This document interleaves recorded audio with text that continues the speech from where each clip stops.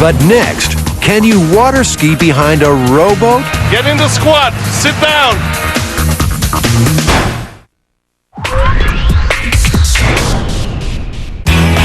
Heard the one about the rowboat and the water skier? Sit down more. Arms straight. Stanford University has. If they pull this off, they'll become myth-busting immortals. This is Apollo 13, baby. In Houston, we don't have a problem. Big guy, what is the one we're doing today? We have a new sport. It's called row skiing. Row skiing. Yeah, you water ski behind a rowboat. So what, are we going to get out a little dinghy rowboat and I'm going to start paddling as fast as I can while you try and get up on water skis? Actually, it's skiing behind a rowing 8. Now, that's an 8-person rowing shell. The question is, can we get up on a plane with water skis behind a boat like that? So we're going to ask 8 strapping young lads in the prime of life to yank our sorry asses out of the water? That's the gist of it. Skiing behind a rowboat? Who ever heard of such a thing? Folklorist Heather Joseph Witham says this myth was made up by rowers for rowers. You're not going to have construction workers talking about a rowing 8 or water skiing, but you're going to have rowers talking about this. Probably not even water skiers, because this functions for rowers as a way to comment on what they're doing, as a way for them to comment upon their sport. It's saying, look how fast we manly men can go.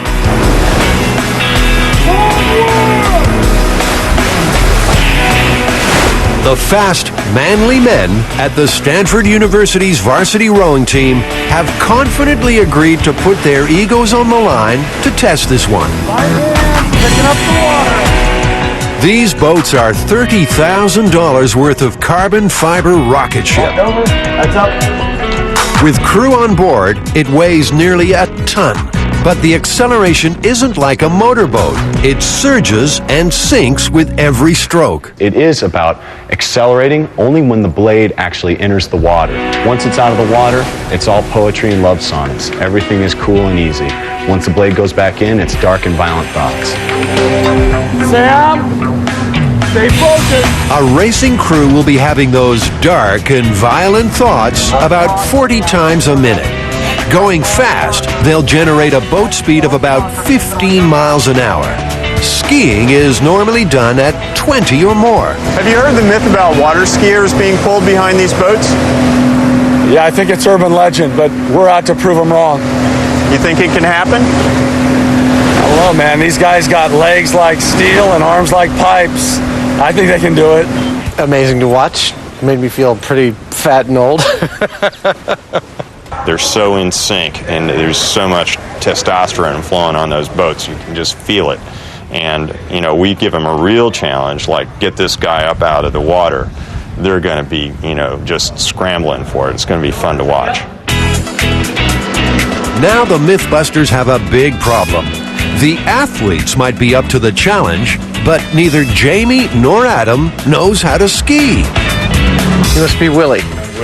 Adam. Nice to meet you. Hi, Willie. They don't just need a fast teacher, they need the water ski Terminator. Good. So you guys are skiing now? We're here for some lessons, yeah. Okay. We're gonna get the lessons going here. This will be an unusual session for Willie. He'll be teaching them how to go slow. He was a champion skier in Germany before moving to America and turning pro. Go about 1,500 RPMs to establish the minimum speed for him to ski at. This would be about the same in terms of speed, what it feels for him behind the rowboat. Jamie, move on and out on the boom. Beginners start on a boom, not a rope.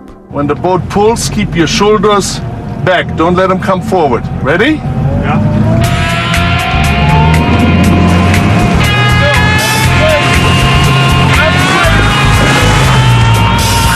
This is why I wanted Jamie to go first. Made the mistake in bending his arms. He got to keep his arms straight consistently. Arms straight. Keep them straight. Slowly stand up. Okay. Get your shoulders up, Jamie. Stand tall. Get your shoulders up. There you go.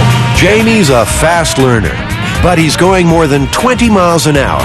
the water feels solid. I'm gonna slow you down to the speed behind the rolling boat.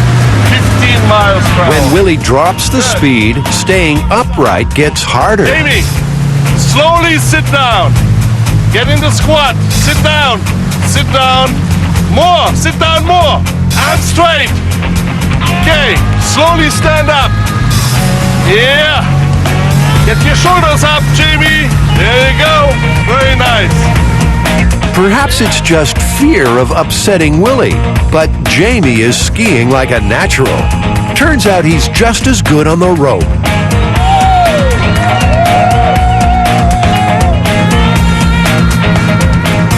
That felt pretty good. We did get it down pretty slow.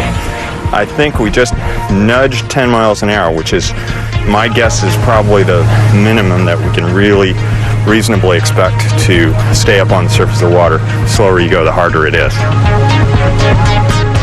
Now it's Adam's turn. Never had a pair of big old paddles strapped to my feet before. We'll see how much of a fool I make of myself. Hopefully a lot. In fact, he does just fine. He's on the rope in a jiffy.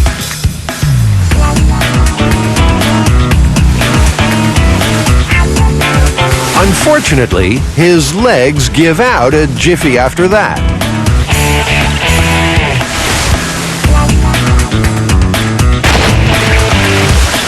I think Adam is one tired cookie. Even with the falls, Jamie and Adam have Willie's seal of approval. They're ready for the challenge. I do believe that both skiers you have here, Jamie and Adam, can do this. I think the only difficulty that I can think of is for the crew to generate enough speed initially to get him out of the water.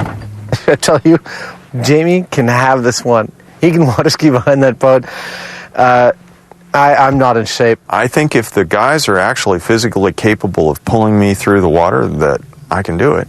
It's just a question of how fast they can get going with that kind of load. It's all up to those Stanford, butch guys. Stanford will get its chance, but later, a Mythbuster, a ski rope, and glory up for grabs. You're not giving in at all. Just stay tough, all right?